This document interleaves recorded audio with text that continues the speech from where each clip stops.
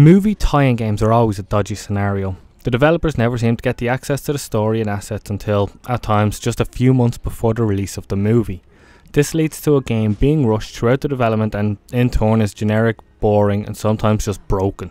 Thankfully for the LEGO Movie, there has been a whole series of games being made with LEGO and established franchises. Due to this, it seems like the LEGO Movie video game already has a winning formula, but can it work out for a movie tie-in game though?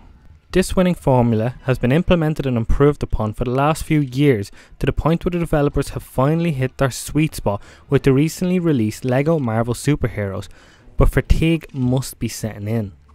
In recent years, Traveller's Tales have been releasing 2 LEGO games a year, and with the LEGO Hobbit set to release in just a couple of months, that means the developers would have released 3 LEGO games in the last 6 months. Not only would the developer fatigue set in, but also for fans of the series.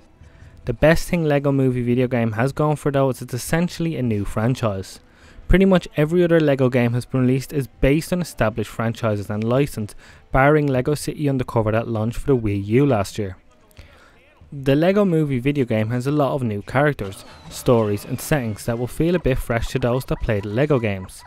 The unfortunate thing is that, probably due to the high volume of LEGO game releases, the game doesn't do a whole lot new to make it something special. This game does feel as though it's been made with a much smaller development time than other games in the franchise. It's a shorter, smaller game than its predecessors. But this can be also a positive and a negative. You're getting a less overwhelming game, but you're also getting a smaller game for essentially the same price. The game is broken into hubs that you will travel to and from throughout the game. Each hub is distinctly different. You'll travel from an urban construction area to the Wild West, to the clouds and beyond. It's safe to say you won't be bored at all. The game is what you expect with smashing and collecting studs being your priority. The game also features sections in which you must find and collect instruction manuals to help with the construction minigame in which you are timed to find the right piece. They're charming and anybody that has ever had a LEGO construction set will certainly smile at its aesthetic. As it is a game based on a movie, it follows the adventures of Emma, Wildstyle and the rest of the crew. This game features scenes from the movie, so it may be worth mentioning that should you want to see the movie, you should probably hold off playing the game before seeing the movie, as it probably spoil a lot of the secrets and plot.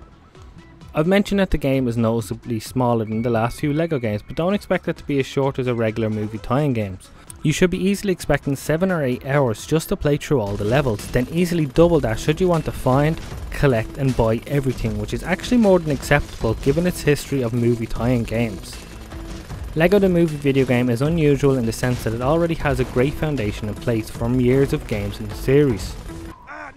Thankfully, it doesn't feel nearly as rushed or rough as other movie games, meaning that on top of a great movie, you're getting a pretty good game to extend the enjoyment of it. And yes, everything is awesome is in the game and there's a mini game dance to it.